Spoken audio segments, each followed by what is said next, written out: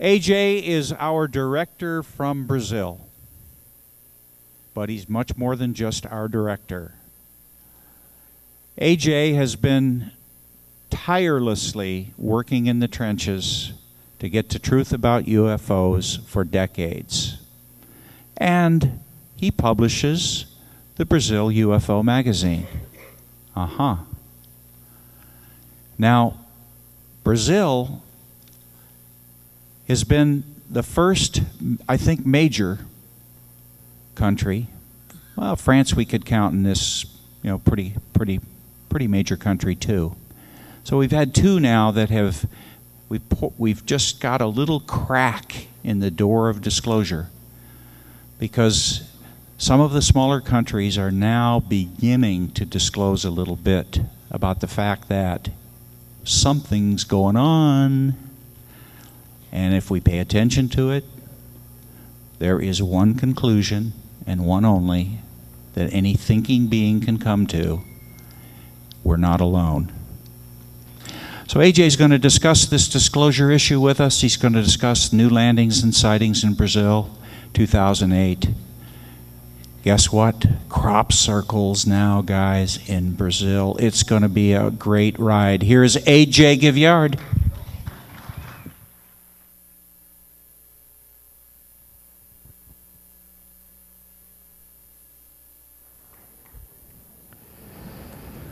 Good morning, ladies and gentlemen. Morning. Thank you. Well, it's a great pleasure to be here again with you this year for the 18th International UFO Conference. I guess that as well as some of you, I have been here for almost all of them. All the 18 years in a row, except for one or two, like last year, that I have been able to come here. And I tell you, I guess that you have that feeling yourself, that at the year when we showed up here in Laughlin, it's not a good year. Isn't that so? That's right. Yeah.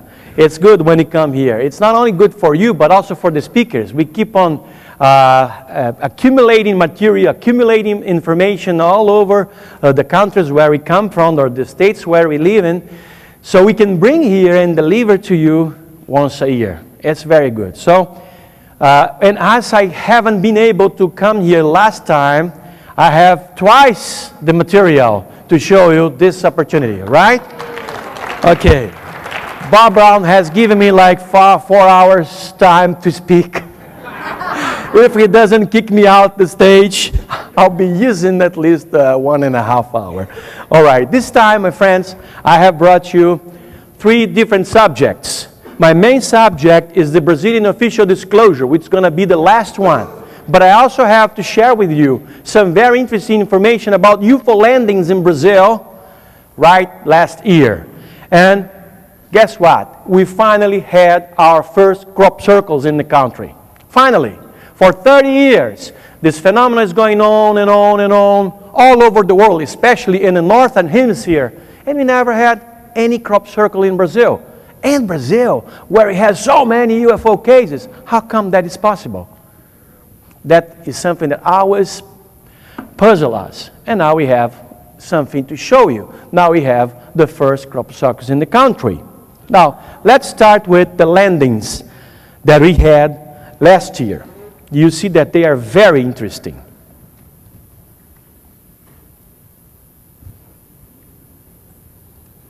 Okay, first, why do UFO researchers like landings so much?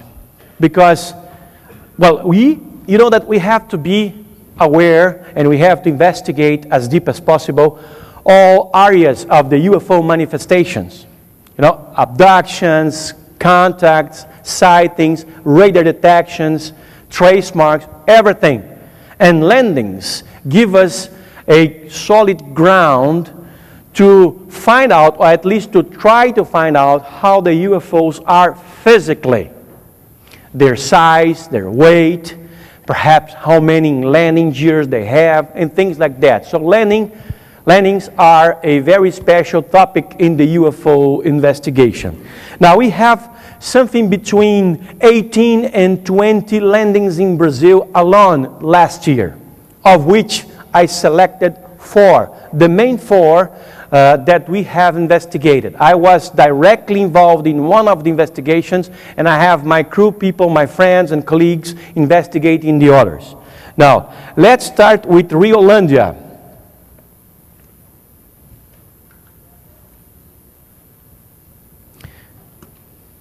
This case is very interesting. It happened on January 19th to 20th, a Friday to a Saturday, right in the middle of the night, about 3 a.m. In this small town in a place called Riol&acirc, which is in the northwestern part of the state of São Paulo. And it's very important because we have a very huge UFO during a wave of sightings that last at least 2 weeks, that involved something between 300 and 500 witnesses to all sorts of phenomena. It all happened during that night when, being at this place, which is it's called Per&iacute Inn, a fishing and a camping facility close to a river called Rio Grande, not this Rio Grande that you have here. We also have a Rio Grande there in Brazil. Now, in this moment, at that night, we have guests camping on that facility. And during a half hour or so at the middle of the night, the owner of that property, Mauricio, he was sleeping. So was his buddy in a tent in the backyard of the property. And they both separated from each other, woke up hearing strange sounds. Sounds like plants being broken or being bent. Now, Mauricio went to that location where you see, and he saw through the window, the kitchen windows, this huge object, 90 to 100 feet long, very big one, smoothly and silently in the sky, very close to the ground. Amazing sighting. At the same time, without his knowledge, without him knowing about it, another guy, this one, Durval Ambrizi, that you see here, was in the tent with his wife, woke up and saw the same thing. Now, during the morning, about 6 a.m., when they woke up and went to the kitchen to have a breakfast, they looked at the window, and what they saw this huge area of sugar cane plantation affected, destroyed. It's a really huge area. Look at that. Here you have an aerial scenery of this, an aerial view. You can see the biggest amount of plants that were bent. Now, the patterns of this benting is very peculiar because the plants were bent right close to the ground and only once. Just like the same pattern that you have in crop circles. But this is not a crop circle.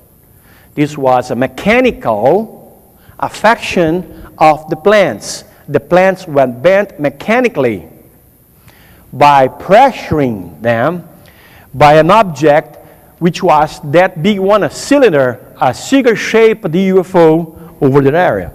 Now, I went to that place to investigate it. It's some 500 to 600 miles from where I lived. And it's strange is that sightings were going on all over that area. It's a rural area, a very small place, but if you talk to the neighbors like I did, lots of them will come forward and tell you about sightings of strange phenomena that they have seen. Lots of them. I would say that something between 7 and 8 out of 10 people would come and tell you something about sightings on those particular days. And strange is that when I was there investigating that case, people saw, like I did, and I took a picture, a helicopter hovering over us. And I asked the folks around me, is that normal? Do you have helicopters here like that regularly? No, sir. We never saw them around here. Okay, so I guess that someone else was interested in what we were doing at that particular investigation scene. Now, you see one of the main witnesses, which is Mauricio, not the Beata is an Italian guy who you had here speaking for you. This is a Brazilian Mauricio showing you the canes. Now, the cane is a big thing in Brazil. We plant a lot of canes all over because, you know, we take alcohol, ethanol from canes. So we use it, and now it's a big thing. We have lots of plantations where you used to have wheat or soy or cattle pastures. Now, almost all of those camps or fields are taken with sugar plants. Now, what happened that affected that plant was that the plants were prematurely ready for harvesting after that UFO hovered over the plantation. Perhaps it would take more 2 or 3 weeks to get the plants ready. But for some reason, the plants were ready before, prematurely ready. This is an effect that can be measured and give us a background, an information about the sighting itself. Now, the investigation was conducted immediately, not only by me, but a few of my colleagues, like you see here, Jenner and Georginetti, 2 experienced UFO researchers. Now, we also consulted with people who are experts in that sort of planting, that sort of culture, the harvest. We talked to geographers, we talked to geologists, we talked to agricultural engineers such as Carlo De Luca, and they were all, and then positive about the explanation that nothing natural, no natural phenomena could have affected those plants that way. And that guy was me. Because you can see, look at this. Yeah. I lost 100 pounds in 1 year. Thank you. 100 pounds. When I was there, it was like a few days after I had this surgery. I had 155 stitches in my stomach, and I was there looking for UFOs in that field. This is what it takes. If you want to be in this business, either you go to the fields or you come to the conferences. You don't have to go to the, leave it to us. We do the hard work. You just have to come down here, sit down, and watch us show you what we have found. Now, thank you.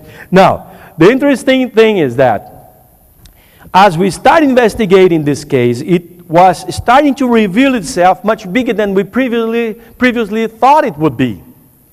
Now, we have started finding other witnesses of the same sighting, like a third and a fourth witnesses, 2 guys that were fishing in that river. Now, this is this big river here.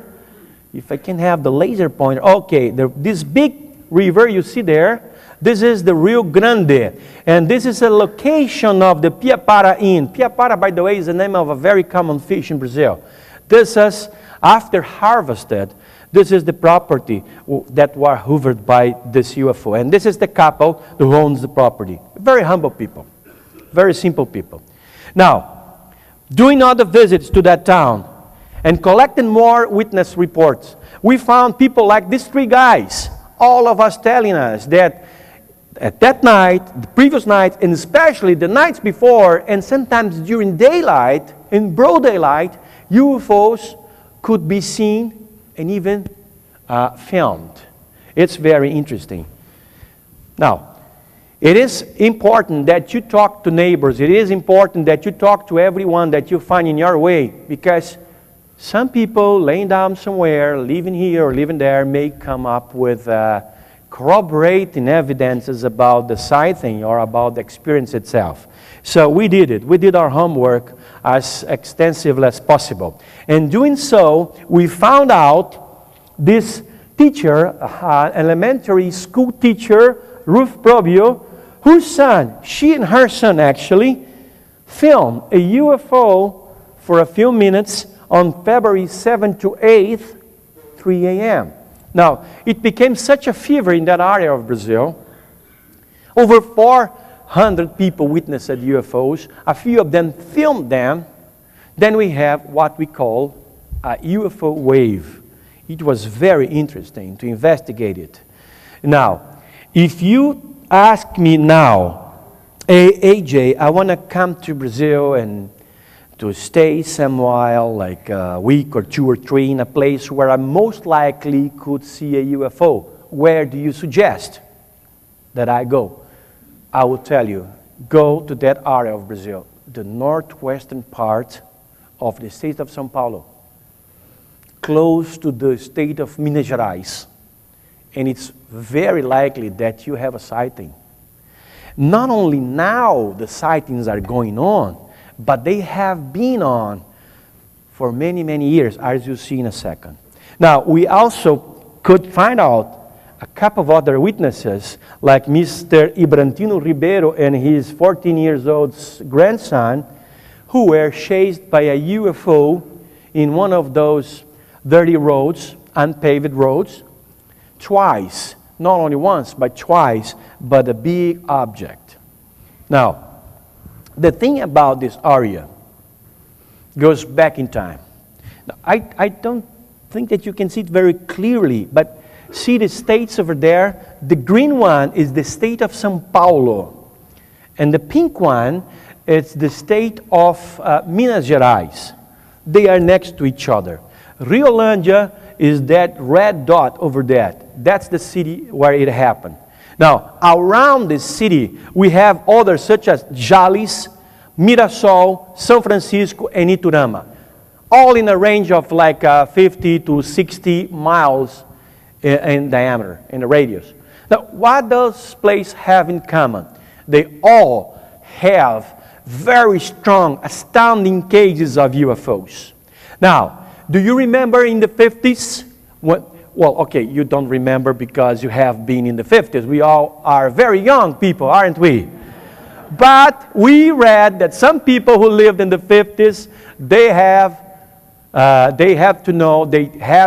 read about the first abduction in history in which a man was taken inside a spaceship and forced, this is the word, forced to go into intercourse, sexual relationship with a woman, which is the Vilas Boas case. Have you heard about this case? Yes. Where it happened? Only 50 miles away from Riol&acirc. Isn't that something? Now, we had another case that happened in Mirassol, which is also about 50 or 60 miles from Riol&acirc, in which a man, back in the late 80s, was taken inside a spaceship and was again forced to have a relationship with a woman. Come on, again in that same area. And this man, he was taken on board the spaceships, the alien spaceships, for over a dozen times. And in his third or fourth, I don't remember, third or fourth abduction, he was shown the product of his first abduction, which was a young kid. A young kid. It also happened close to that area.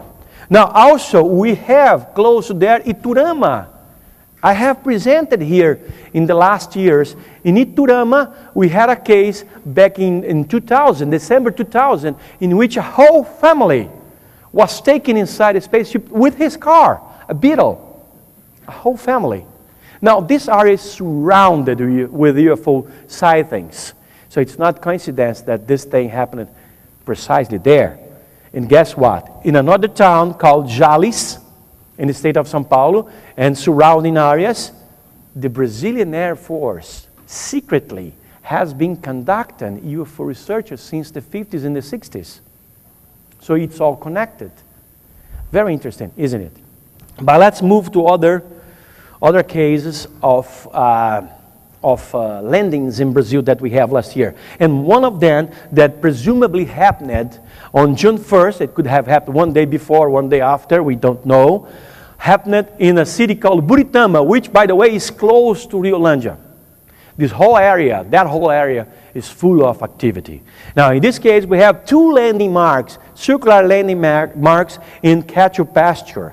Now, you can see here Rancher Antonio Pinto Caldeira showing one of the landing marks, which is very similar to UFO landing marks that you have here in the United States, that there are in Germany or England or Argentina or Canada or Australia, because this phenomenon is global, no doubt about it. This is also a very interesting case. So is it this one that happened in Per&iacute, and that was subject of the cover of one of my previous magazines, one of the previous editions of the Brazilian UFO magazine, which you see over there. The title, the headline is "When the Ships Land," the spaceships land. Now, this thing also happened in a remote area, but in a beach, not in the western part of the state of São Paulo, but rather in the littoral, in the shore of the state of São Paulo. And in there we had a very big elliptical landing mark measuring 42 feet by 15 feet in natural vegetation. This is something special because people living around, neighboring to that area, they heard and they saw different objects and sounds at that particular night, from August 17th to 18th. They would recollect and describe what they saw. This case was investigated by a few friends of mine who are now measuring this field and checking if this could be something natural, a phenomenon of some sort, a climatic phenomena, atmospheric phenomena, something like that. And it happened that none of these possibilities could explain the way that mark was found or was produced and then found. Although microscopic analysis of the material showed that the plant suffered no alteration, unlike the sugarcane plants that we had in Riol&acirc, there were no alterations in the plants involved in this landing. But it's also a very interesting one. Now, at the same time, we had other connected phenomena included in this landing case. Just a few days after the landing mark was found in Per&iacute, in a property not far away from there, animals such as dogs, 4 of them, perhaps more, were found mutilated. Is this the action of a new chupacabra connected to a UFO that landed on there? We don't know. We can't say it at this point. But it's very interesting, and how sad also, that the animals were found with 2 holes of 1 inch each in diameter in both sides of the neck, and also close to the testicles.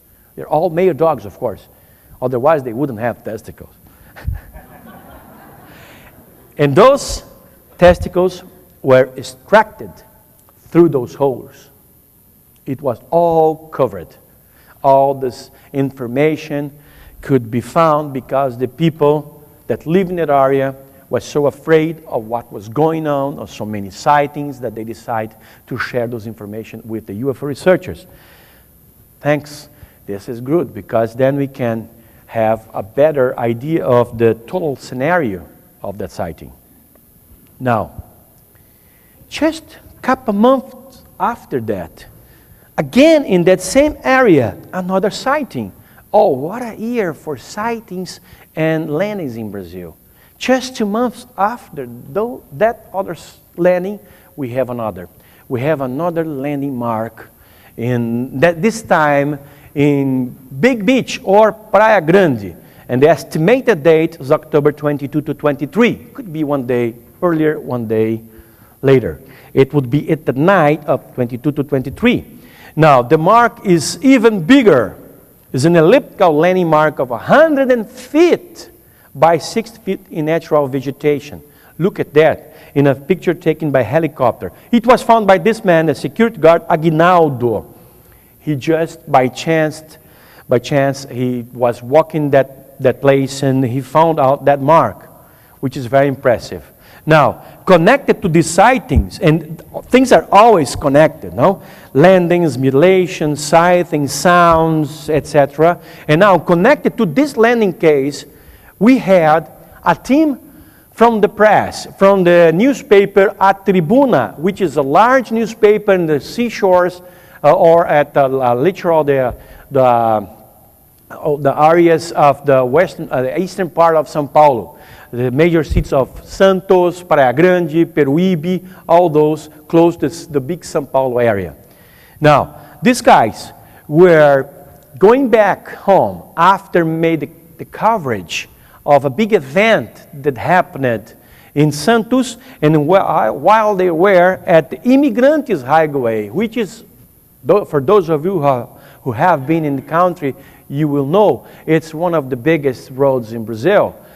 A lot of cars coming in and out, coming down and up from São Paulo to Santos, and during a specific time at that night, from October 21 to 22, it means one night before the landmark was produced, in our estimation, they could take over 3 dozen pictures of a huge UFO surrounding that area. Now, here you see journalist Ronaldo Abreu Vaio and the photographer Luis Fernando Menezes. They were part of that crew, and they said that they have never seen something as beautiful and as significant in their lives. They were so impressed that they shared those information with us, and also they gave us the pictures to publish. Now, the pictures have been treated with proper softwares so we could try to determine its size, if the object is material or whatever. Turned out that the object is a very huge one. Probably, if not the very one, but one of the objects that were seen in all the area during those nights. And probably one of them caused that landmark to happen that particular day. Now, these were the landings that we have. Let's move to the crop circles. Now, you have seen a lot of crop circles material here. People from Scotland, people from England, people from the United States is speaking about crop circles. There is no doubt at all that the intelligences behind the crop circles are not from this planet. And there is no doubt at all that those intelligences are willing to send us a message of some sort. We may not be able at this point to understand what they want to tell us, but they have to be messages of some sort. And they have been going on for almost 30 years now. Actually, if you take a closer look at the crop circle phenomena, you see that they have been happening since the 17th and 18th century. But they have started to get bolder and contemporaneous time since the 80s, late 70s, early 80s. And they started in England. Then they spread all over UK and eventually went to Ireland, or they went to the rest of Europe, went to Russia, across the ocean, came to the United States and Canada. Now we have like 20,000 cases, perhaps more than that, spread in the last 30 years or so in many countries. But most of those countries where crop circles have been seen and studied are in the northern hemisphere. Isn't that something? Very few cases of crop circles have been investigated or crop circles have been found in the southern hemisphere. We don't know why. But the thing is, despite the fact that Brazil is such a hotspot for UFOs, so many cases, deep cases, astounding cases, since the beginning of this discussion of this phenomena, since the 50s, the 40s, we have so many astounding cases, like I just presented to you briefly, the very first case of sexual intercourse inside a spaceship happened in Brazil. Now, all of these have happened, and yet, until last year, November 8th or to 9th, we haven't had any single case of crop circle in Brazil. I always wonder why. Why we never had one of those cases. This was something that always caused us to wonder.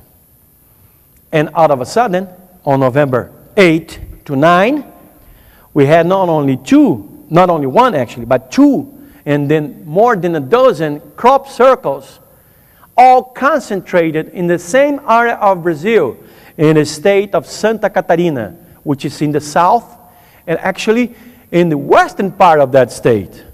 Now, let's take a look at them. Here you have very fresh pictures taken right after the phenomenon happened.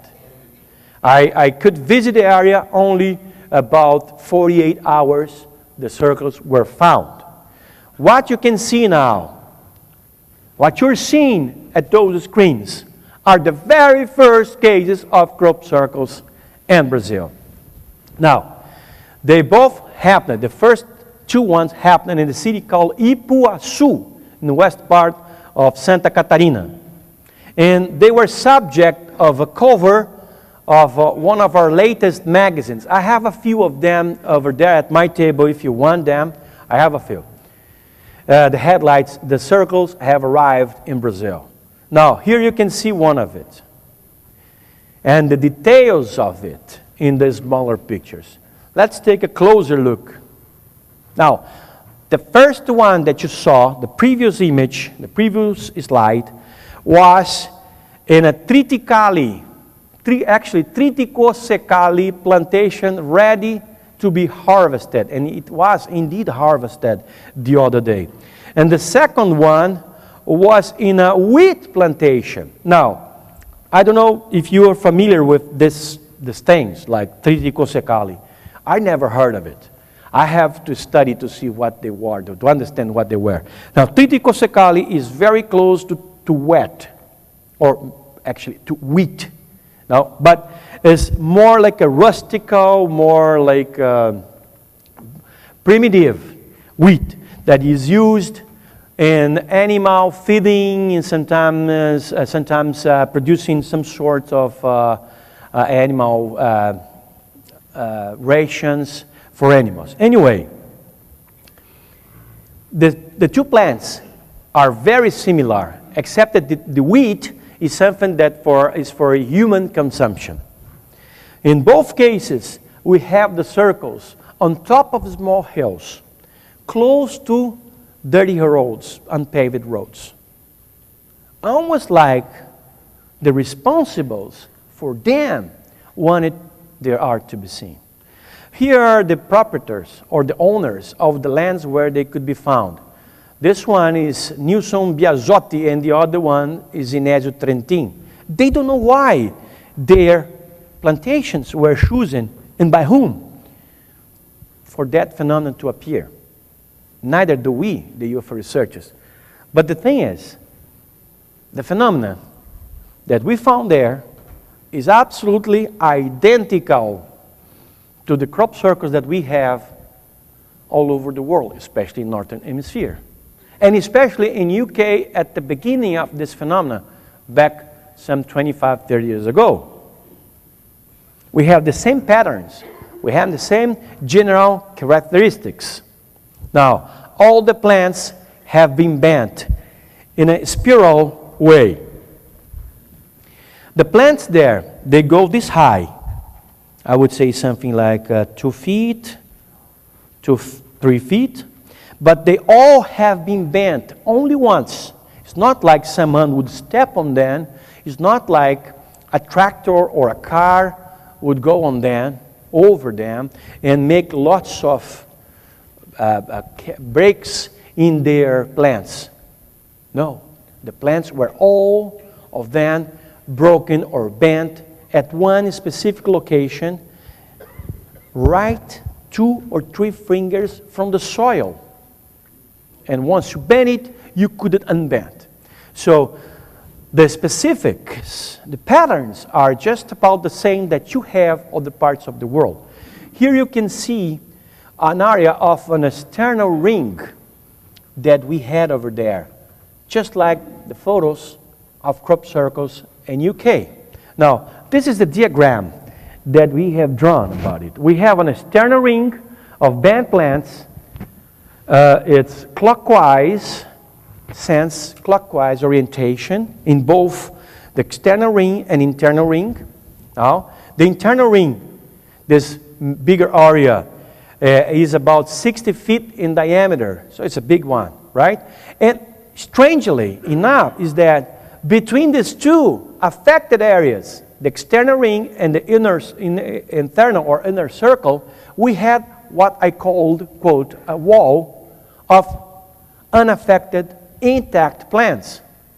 So it has to be a very intelligent message. It has to be, the purpose of this is telling us something. Whoever did this used technology that we don't have to produce that kind of result. Why are they trying to tell us? Now, we went to the field and we consulted with people who could tell us something about either triticosecali and wheat. And we found among the several guys that we consulted an agricultural engineer called Otacílio Paza, who is with me in this first picture at left, examining the plants. And then we measured the field. We spent hours there.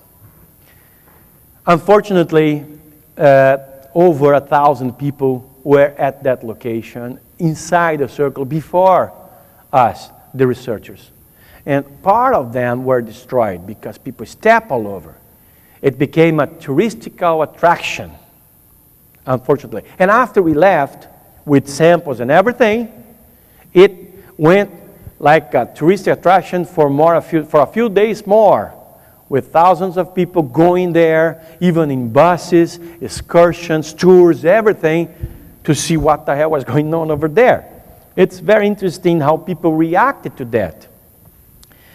Out of curiosity, I stayed for 2 days there, and when I was leaving back home, the principal of elementary school over there, who knew that I was there, he sent someone after me, and eventually they stopped me somewhere. I was with my daughter. We were heading back home, and she stopped our car and said, "Please, sir, please, could you stay a little longer in our town? Could you please come and tell us at the school, to our student, what is this phenomena? Can you talk to us about UFOs and this thing and that?" And said, "Sure, why not?" And in a matter of a few minutes, we had like 200 or 300 kids sitting in the yard of that elementary school, all of them paying a lot of attention to what I have to say about UFOs, and all of them very curious. You don't know what? They are there so happy that for some reason that happened in their town. And besides, curious to know what they could do about it. If that was a sign, should they be prepared for something? Should they be prepared for other signs to be seen at the field, something like that? All of them showed a great respect by the phenomena that happened in their small town. And I had this feeling that something would happen in the other days, in the next days, and other circles would be found. And I was right. Right the other day, and the other day, and the other day, we had something like a total of 16 circles in that area. No, it's very interesting. And then, unfortunately, we have a big flood in that state, in another part of that state, and eventually nobody spoke about the circles anymore. That press attention, everybody's attention was drawn to other thing, which is more urgent, which was the flood. Over 80,000 people were homeless because of the flood. Anyway, during that investigation, I met this good guy here, who's a journalist, who was the first one to warn us about what was going on in that part of Brazil. And then he started keeping an eye very wide open for other cases to come, and always letting us know so we can go there and investigate it. And we were able to find several witnesses that would give us information that connects the crop circles to UFOs. Literally, dozens of them in all that rural area have seen during the night when the crop circle was presumably produced, have seen balls of light, big balls of light, strange balls of light that we call sondas or devices or probes that are unmanned spacecraft that sometimes they are self-controlled or remotely controlled. They come from the larger objects that sometimes don't get down to the ground, to the soil, so they stay up in the sky, and the small one, these probes come closer to the ground. Now, these two drawings are of objects that could be seen in such occasions. Specifically in this occasion where we had a plantation involved, which is in solid ground, you could see, or people would see, objects like this sphere with some sort of beam towards the ground. These are people who have described this thing, among many others. Now, if it would happen in a river or a lake, probably you would see something like this drawing. But it's always the same object. It's always the same phenomena, which is obviously connected to the UFO phenomena. Now, the first crop circle, well, both crop circles were in top of small hills. The first one was in Triticosecali, and the second one, apart from each other by 2 or 3 miles, the second one was in wheat. And while visiting the area and examining the circumstances of the sighting, I noticed something that brought to my attention a few thoughts. Now, you see in this picture, right here to the right, you see part of the crop circle. Can you see? Part of the circle here, right? And this is a limit between two properties. You see, in this arrow, there's a limit between the two properties. This is Ignatius Trentin property, where the second crop circle was found. And this is someone else's property. The difference between them is that this property to the left has already been harvested. It's not beautiful anymore. When we were there, the one to the right, where the crop circle appeared, was golden, vivid, beautiful, shining almost. You know, that kind of shine that you see in those crops ready for harvesting. It's very beautiful. But at the other side, at the other property, it has already been harvested. Consider it that it has been harvested like a week before, and the circle was produced just 48 hours ago, previously 48 hours before. You can suppose that whoever did the crop circle knew that one part of that whole area had a vivid, still to be harvested plantation, and another area which was already harvested. And where this intelligence produced its art, let's call it art, right where it could be seen. Whoever did it didn't do it just a few meters or just a few feet left in the other property. Because if it did, it wouldn't be seen by anybody because the other crop was already harvested. What is the point? So it came to my mind immediately that intelligences behind this phenomena really wanted their art, and I insist on that art, you can call it messages, signals, whatever, to be seen, to be appreciated. Isn't that something? This is the most important thing about this. Now, of everything that I saw in those fields, of all the talks that I have to witnesses, to people that I consulted and everything, the most important thing is that whoever did that wanted the circle to be seen. Then you start connecting the dots.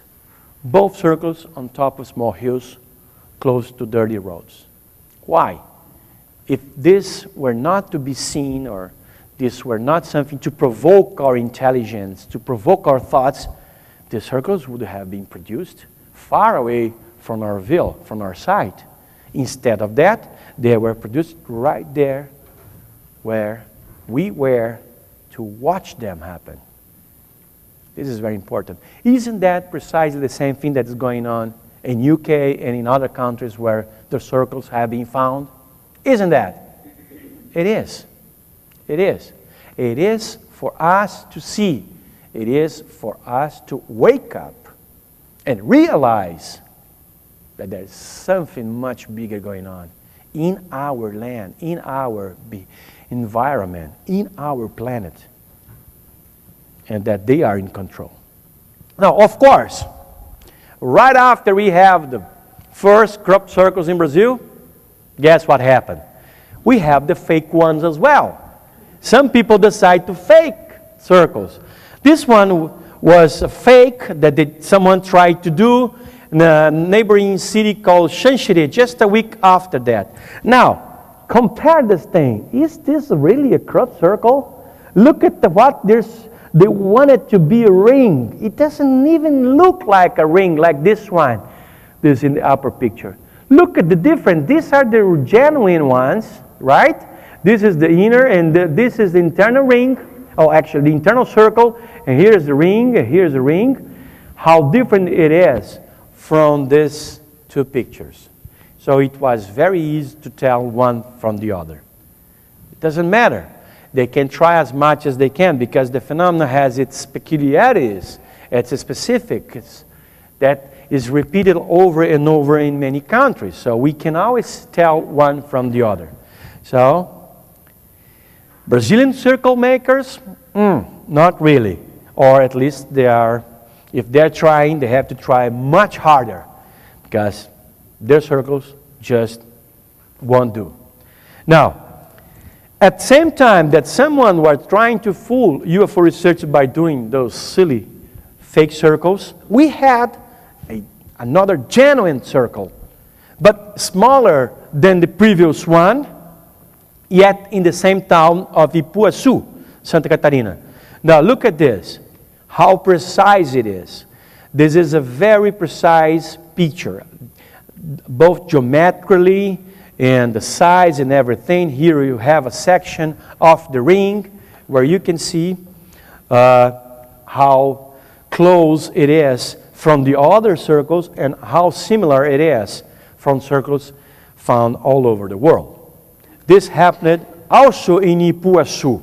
And the owner of this land was so mad at the guys who did it, and he harvested the whole thing right away. We almost couldn't get the pictures because he was so pissed off, and he just went with his tractor and harvested it. I don't want to happen in my property what happened in Inésios, Trentin, and Biasotto property that were destroyed by people looking for emotion in the circles, whatever. Anyway, the phenomena of the circles went on. We still have a few others. And these few others happened all together in the same area, in the same part of Brazil. Now here in pink, you have the state of Santa Catarina. Xanxerê and Ipuaçu is in the western portion of it. In green is the state of Paraná. I used to live here, right? This is Mato Grosso do Sul, down the Amazon. Here is the Amazon, big Amazon. Here where I used to live. I'm living here now. Actually very close to the place where the circles were found. And the interesting thing is that I moved there just 2 days before the circles were found. Isn't that something? Very interesting coincidence. Now, back to the phenomena here in Ouro Verde, Santa Catarina. Look at this. A very similar circle, then very similar to the others. Also, in the same pattern, we have the inner circle and we have the ring. And separating one from the other, we had what I call a wall of untouched plants. This is the pattern. And the rotation is clockwise, or was clockwise in all the circles that we had over there. Now, when I visited the first ones, I predicted, but based on what I know about the circles that are going on in other parts of the world, I said to people there, well, I guess that this is going to be repeated. More circles will be appearing in the next days. And it was right. A few other circles could be appeared. But then, as I told you, no one was registered. But I guess this phenomena is only starting in Brazil. This is the first season for us of crop circles. I'm very anxious to see what is going to happen at this next season, this year's season. Is it going to happen like it happens in UK? In each season, we have new crop circles? It's very likely that it will happen. And if so, perhaps as we have an opportunity in Brazil to initiate an investigation when the phenomena there in our country is just beginning, perhaps we can raise more knowledge about the subject, about this phenomenon. When it started happening in UK, it was so long ago. Some people that should be paying attention to those initial circles didn't. They were busy doing other things. The phenomena didn't attract much people attention at that point. So a lot of things were lost. A lot of information were lost because the phenomenon happened without a warning. It just happened, started happening. And when people realized there are thousands of circles, all formats, big ones, several images, several objects in different circles, huge objects. Perhaps we missed something. If you know what I mean, are we on the same page? Perhaps the British and other UFOs missed something in the development of this phenomenon. And perhaps in Brazil, using the knowledge that these guys in UK, the experts in circles, have gathered in their countries, if we apply to Brazil in initiating phenomena, something that's starting right now, perhaps we can connect the dots using knowledge of what is already known, of what is already certified about it, applied to our circles. We can come up with answers that haven't already been offered to explain this phenomenon. We'll see.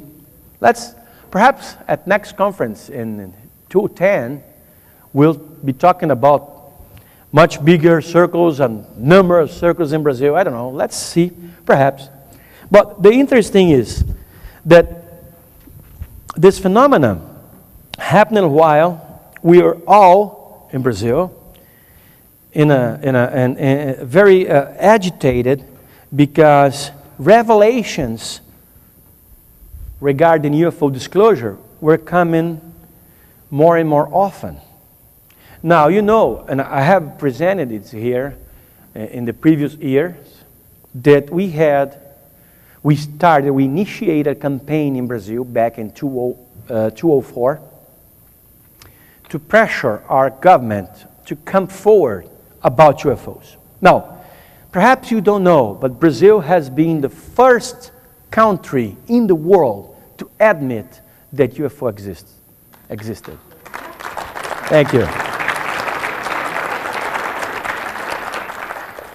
Back in 1954, a very intelligent man from the Brazilian army called Coronel João de Oliveira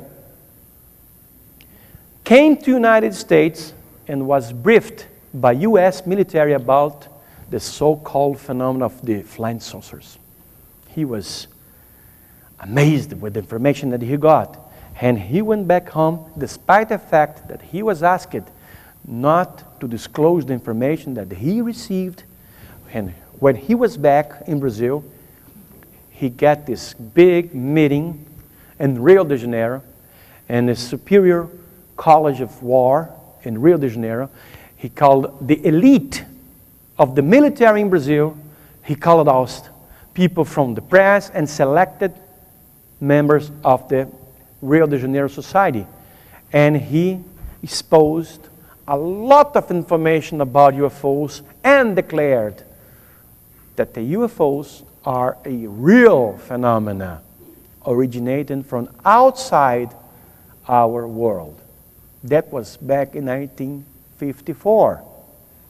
Only 12 years after that, actually 22 years after that, in 1976, France declared that the UFOs were for real and had extraterrestrial origin.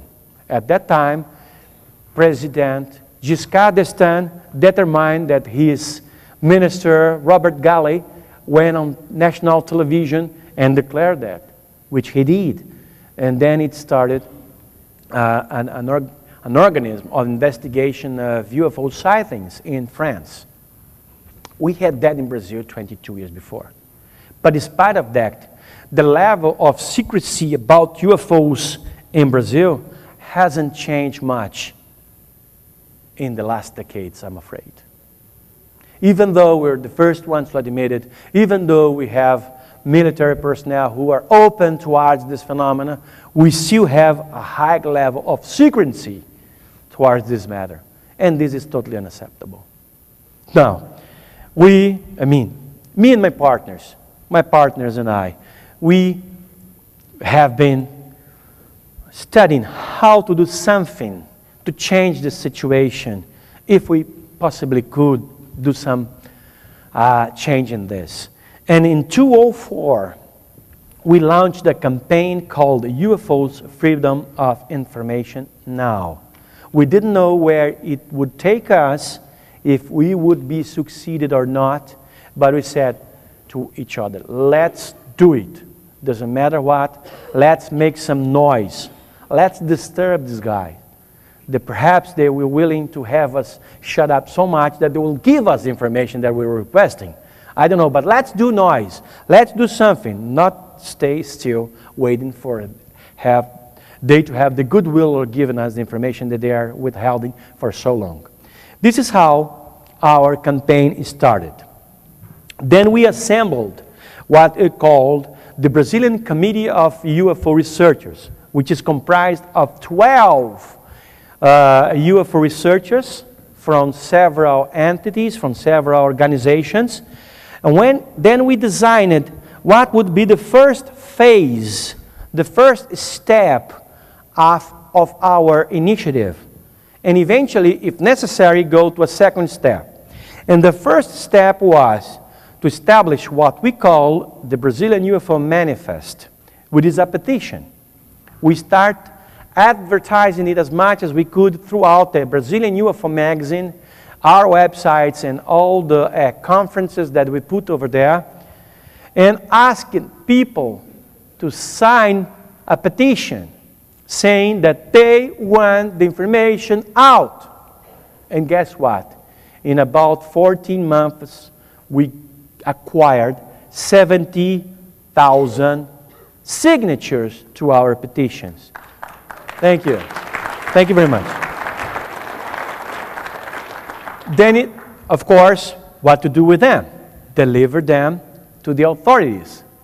We are not going to go there with our hands empty or with something light in our hands, but with 70,000 signatures in a petition. This is something that they would respect, we suppose.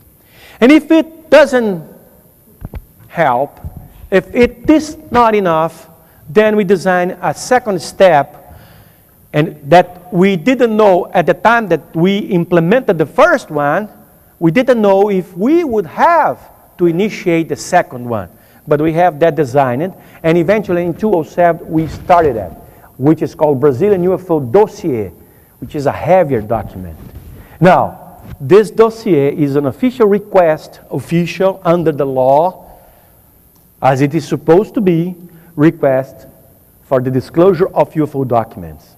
And if that doesn't happen, then we would have to act more energically and engage the law or the Act 11-111 of 2005, which guarantees anyone's in Brazil access to a certain type of documents. Some of them are UFO documents. If you can prove that you're entitled to those documents or that they are interesting or important to your life in some way.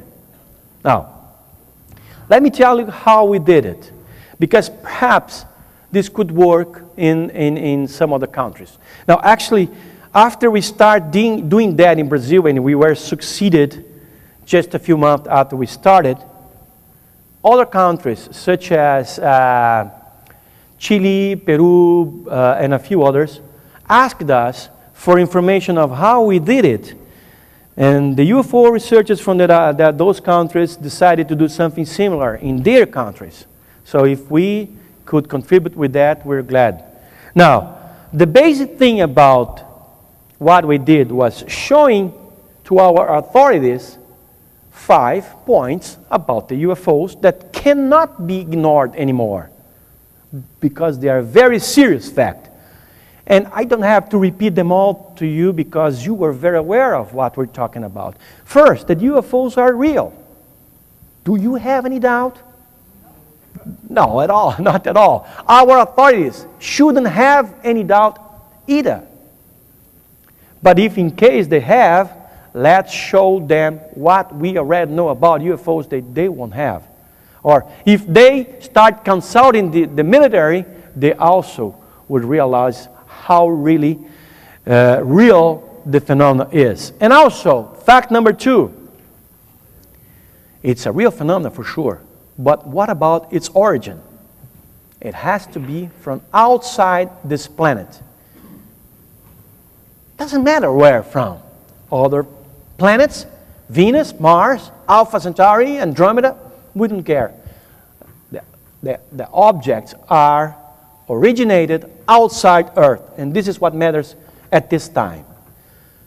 The third fact is that these objects that represent vehicles, visitations from alien intelligence, they are in a continuous approach of Earth. And also, which brings us to fact number 4, their activity is increasing. Day after day after day after day. What I mean by that? At a certain point, we had sightings in the middle of the desert, right in the forest of Brazil, or in Siberian taiga, whatever. We would have most of our sightings happening in isolated locations, but not anymore.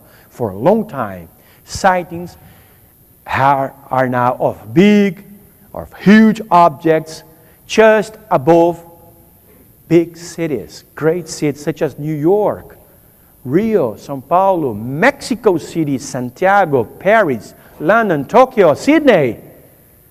This is an enormous amount of sightings that we have that implies in a continuous approach of this sighting, of these objects, of these intelligences, in an increasingly activity pattern. They are increasing their sightings in such a way that, for me, it's a sign that they want to be seen by the biggest number of people possible. And if you have fact 1, fact 2, fact 3, and fact 4 together, the fact 5 can't be any other than it's time for action. It's time to do something. This is what we wanted our government to do. Something about it. Both informing people and investigating more thoroughly this phenomena to know what are those visitations. We already know, but the general public doesn't know. This has to change. And we need our governments, not only US, not only Brazil, but most governments of the world, to come forward to let our societies to know about it. It's very important that this happens. And it should happen right away. Now, we're doing small steps. Disclosures here, disclosures there, disclosures in Brazil, in Canada, in France, whatever.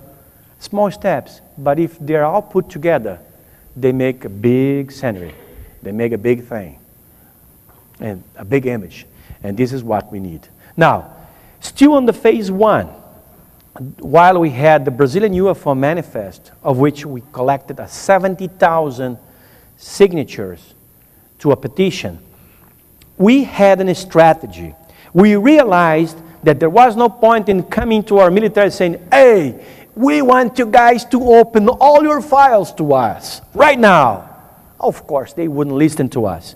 So what we did, let's select a few cases. Let's say 3. 3 cases is enough, but they have to be very solid cases in which, in any one of them, we had solid confirmation, documentation of the involvement of our military with the UFO phenomena. Because if we have that documented through leakages that we have in the past, and we ask them anything about those cases, they could not come to us and say, we know nothing about it. Oh, come on. Excuse me, sir, we have this document here that says that you've been investigating this and there, and we have this document, and this document, and this document. See this rubber stamp here? It's yours, isn't it? See, the name of these people here is your friends, aren't them? All right, so we know that you've been. Don't lie to us. This is what we wanted them, them to realize that we knew that they were in those cases. So we used that strategy. Give us as much as you can about these 3 cases. 3 cases. What are 3 cases? Nothing. So give us this information. And what were these 3 cases? Of course, the Operation Saucer, which is the biggest, the major non-military operation in the world to investigate and to contact UFOs. I have presented that in the past, and I happen to have a DVD here with lots of information about the Operation Saucer, in which there were contact between the military and the aliens in the Amazon back in the 70s. And a second case would be what we call, quote, the Brazilian UFO night, when 21 300 feet in diameter spheres hovered our major cities, São Paulo and Rio, back in 1986. And in 1996, we have the Virginia case, which is what I consider the best documented UFO crash and retrieval in Brazil, perhaps in the world, because it's a very recent one. Over 100 UFO researchers were involved in investigating this. This is the 3 cases that we had. This is what we wanted to start with. Of course, because later on, we will want more, much more. And our main target, the authorities that we wanted to disclose this information, and the authority that we gave this petition, were the president. I refuse to repeat this man's name here in public. It's not good for my health. And then Minister of Defense and the Air Force Commander. This one I can't say his name. Luis Carlos da Silva Bueno. Okay. These are the 3 authorities representing our nation, and we asked them about these 3 cases, and if they gave us, we then would come to others. We start to asking others. Now, we made so much noise from March 2004 to January 2005 that eventually, in May 2005, they asked us for an official meeting, which was the first a historical meeting in Brazil between UFO researchers, civilians, such as myself, such as yourself, and the military, and a military installation. And the invitation came from them, which we attended very proudly. Thank you. And eventually in that meeting, we were shown about what we requested. The 3 cases that I showed you, we were shown. Case 1, Operation Saucer, we had about 300 pages release and 100 photos. Okay, nice. But we wanted more. Okay, let's keep this for later. The second case, the Brazilian UFO night. We're shown some radar detection tapes and pilot conversation recordings and this and that. But we wanted more. We only got these 2 for the time being.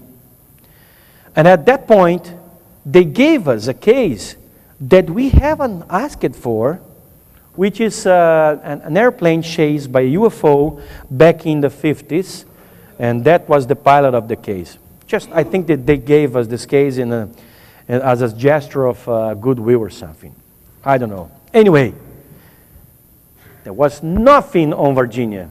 They haven't said a word about what we consider to be the best well-documented UFO crash and alien or crew retrieval in the world that happened in 1996 in Brazil, in the city of Virginia. I presented this here just the year after it happened with lots of information. You can get the tapes or the DVDs from the organization of this conference. I'm sure they would have it, as well as they would have the Operation Saucer, which is great material. I presented lots of information about it. But in that moment, they didn't give us the information that we wanted about that case. And the major promise that was made to us, it is the creation of an entity, an organism, to investigate UFOs, combining civilian UFO researchers and military. This was promised to us. It never happened. We wait the end of 2005, we wait the entire 2006, we went part of 2007. Then we run out of patience. And we start phase number 2. Oh, what is phase number 2? It's a more energetic initiative to request the documents that we want to be seen and disclosed. And then we had the Brazilian UFO dossier, which is a thick document that covers the main aspects of the Brazilian UFO cases, UFO scenarios since the 50s. The best cases documented, including radar detections and this and that, lots of witnesses, declarations, reports, and etc. And we used, to claim these documents, we used a new law called the Act 11111, which was implemented by the end of 2005. Before that, the law that we have was the Act number 8159. The difference between these two laws is that they regulate the way you can handle secret matters. Now, secret matters in Brazil, they are all classified, of course, secret.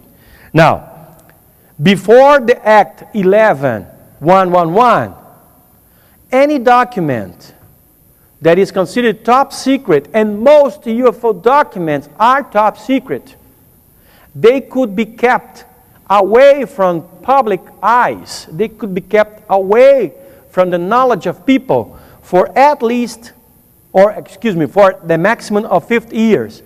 But after that, 30 years. Everything that's top secret. What is only secret came down from 30 years to 20 years. Isn't that something? It's something that helped us. Now again, we use that to say that whatever has been classified top secret and is on files for 30 years can already be disclosed.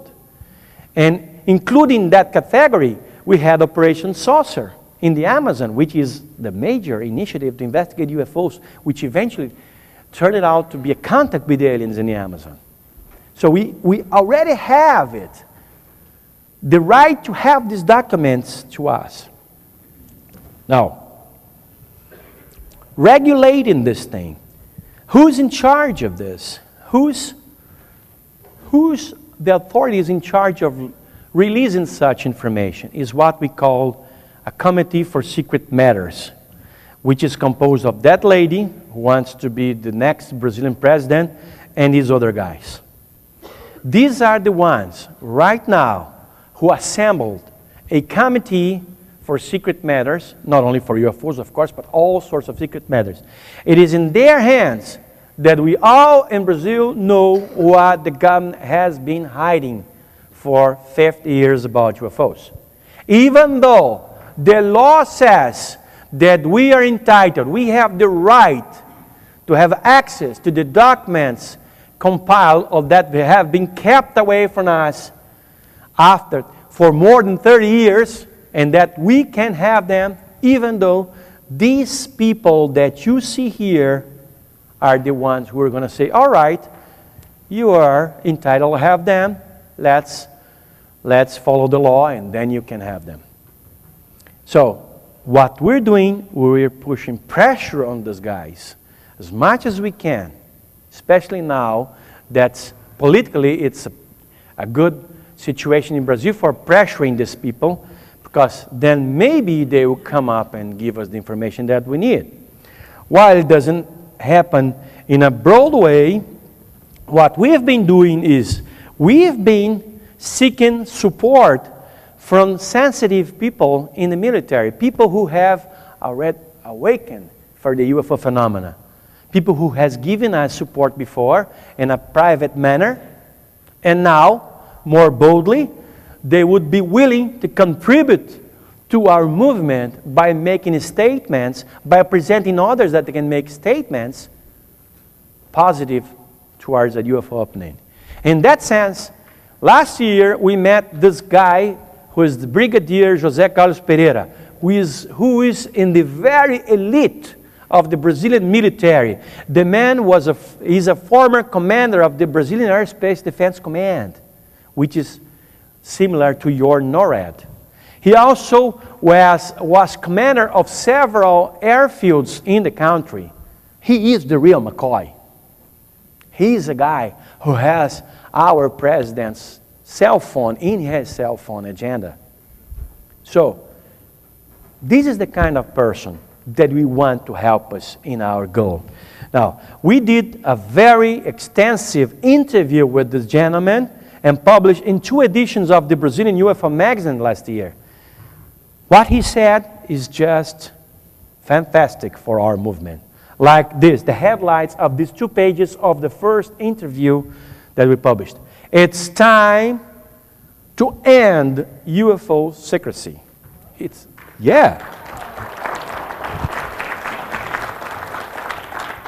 is a brave woman, brave man. He actually is helping us so much that he accepted and took part in our last big UFO conference in Brazil, where he made a speech about how important it is to open the files. Now, I have selected only 7 of his main statements. I have all the interview in English for you outside, if you want them. Now, let's read this. One of his most impressive statement is that secret UFO files are kept in military installations in many countries all over the world. We all know this, but it's coming from a man like this one. At his stature, it's very important. They clearly show that there is an unexplained phenomena caused by objects and beings from outside this planet. And this man not only said that to our pages, but he's willing to tell us that and to tell you that anytime he's asked to. And he has joined the Freedom of Information Coalition that is held by Leslie Kean in New York and James Fox, and he's one of the signers of the petition with many other authorities from all over the world. He's the first Brazilian to be part of that. Let's check on another statement from him. Releasing the files won't cause any harm. It will not engage the nation in a war. It will not compromise our national security. It will not cause panic, and people mentioning the files will not have their privacy exposed. So, why keep the files still secret? It's him who has been asking me that, not vice versa. Again, this is a technical information very important to us. UFOs are codenamed traffic age in Brazil. Age is hotel in aeronautical language.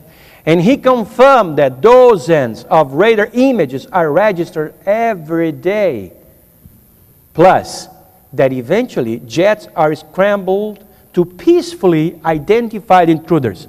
He made a point and emphasizing peacefully enough, because he wanted that to go published.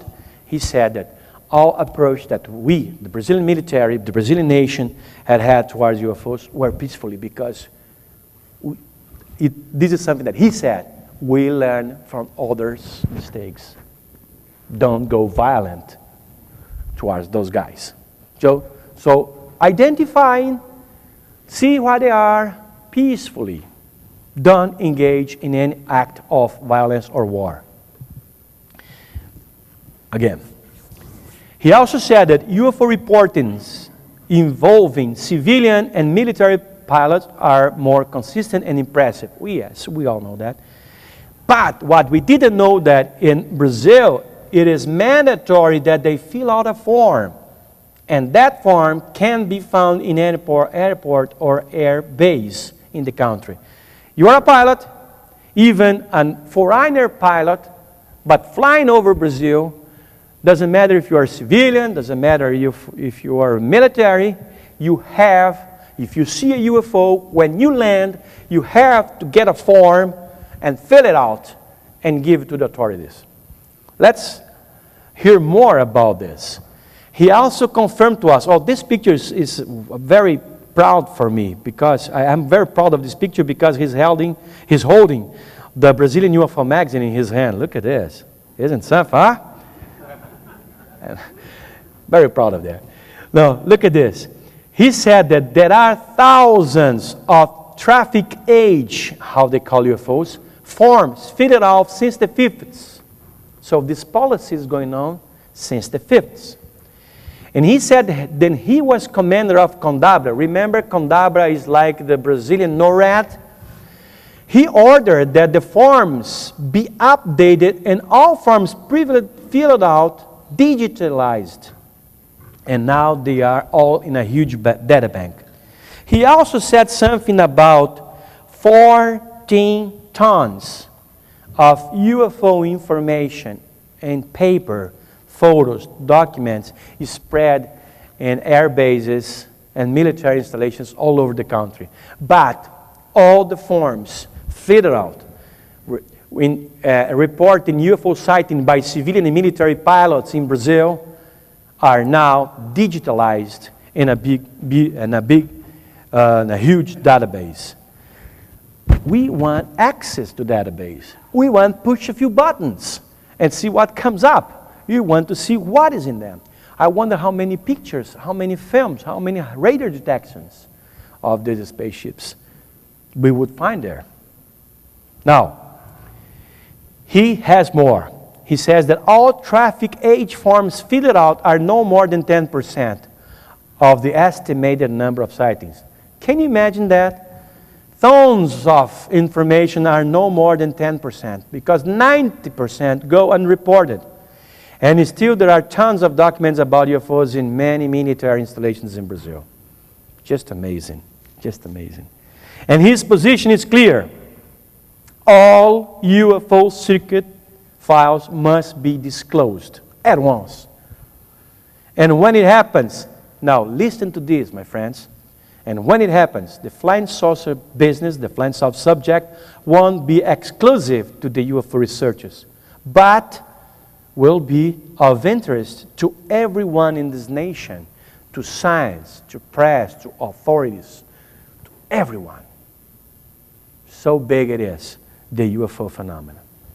And the secrets, when disclosed, the files, when exposed, will open a big door to a new era of understanding of the alien presence on Earth.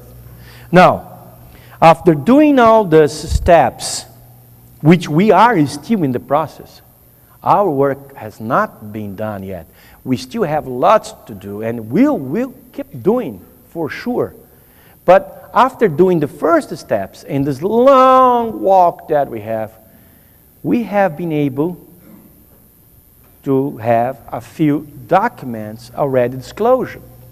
We have something about 800 to 1,000 pages and many photographs already disclosed. Very gradually, slowly by the government. I was asked by my friend Bob Brown now if I believe that the governments will eventually disclose all their information. I think not. I think not. I think that they will disclose what they can disclose for this time being. Because the governments are waiting for this as well. But they are as lost as most of the population is about UFO phenomena. They don't have all the answers, as we don't know. And before they have all the answers, or unless something real big happens, and we're counting on that, I believe that they will give us lots of information, but the very hardcore about the UFOs, they will still keep for themselves for a little longer.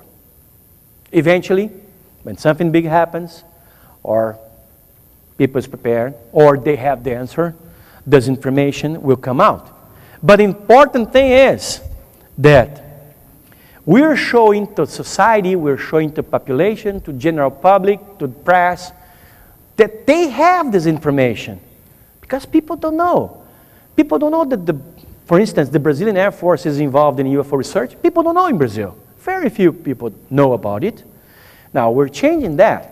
Once we make people know that our military is investigating UFO on a regular basis, scientifically, we can have a better understanding of this phenomenon. People will accept it more than it's accepting now.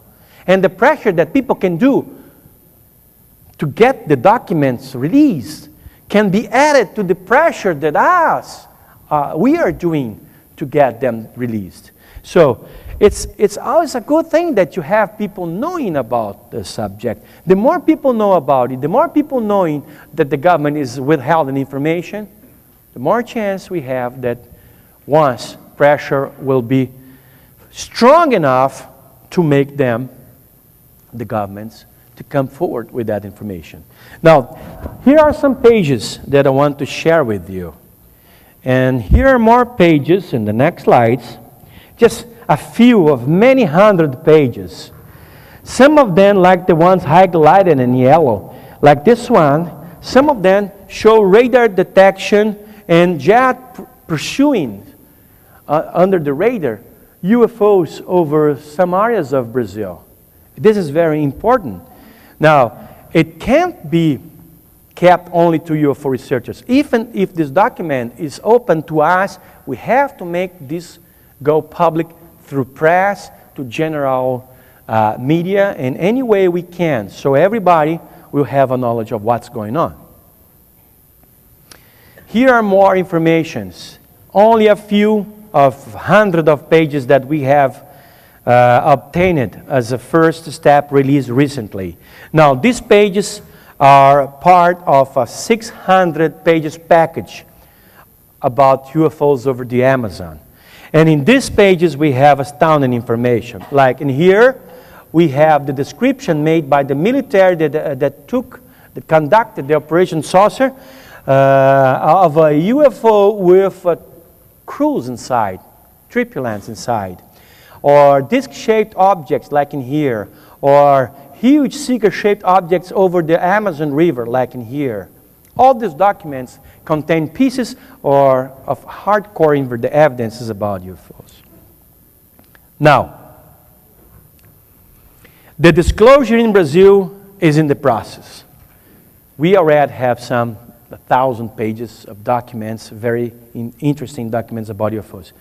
But we're seeking for 100,000, 200,000, 300,000. The heaven is the limit. The more we get, the more we go for more. We won't rest. You understand what I mean? But the thing is, when the documents are released, we do not expect them to be given to us. No. We expect them to be made available to everyone. Where? At the National Archives. We have both structures in Brasilia and in Rio.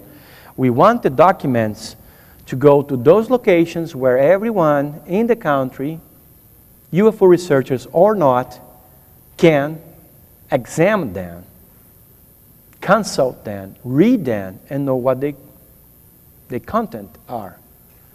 This is our goal. This is what we are working for, to have the information open for everyone.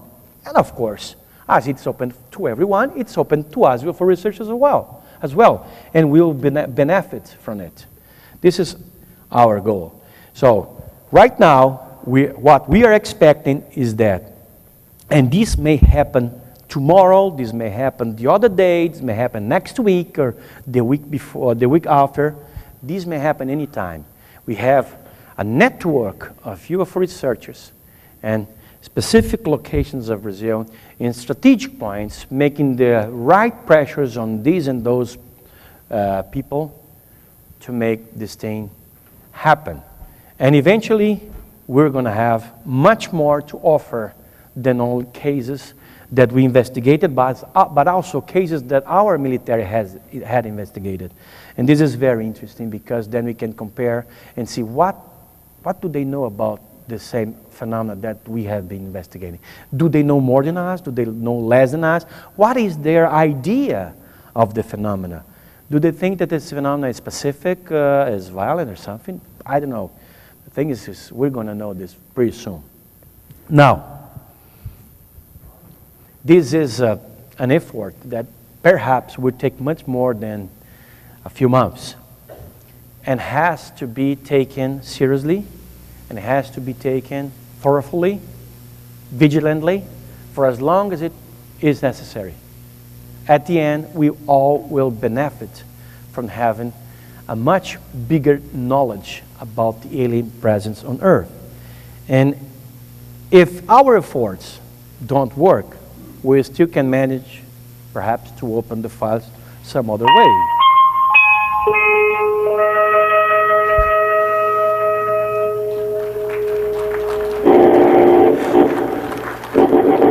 Our military have to take care because we may send an alien to open those files.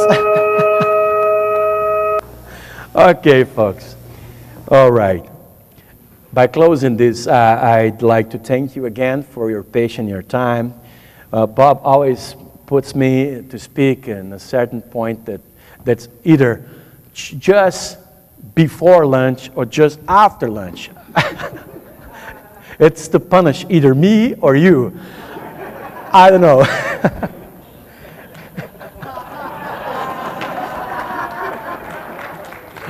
All right. Anyway, since you're here, Bob, I want to thank you very much for having me here again.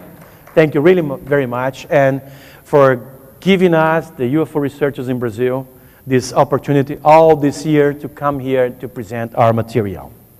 Thank you very much.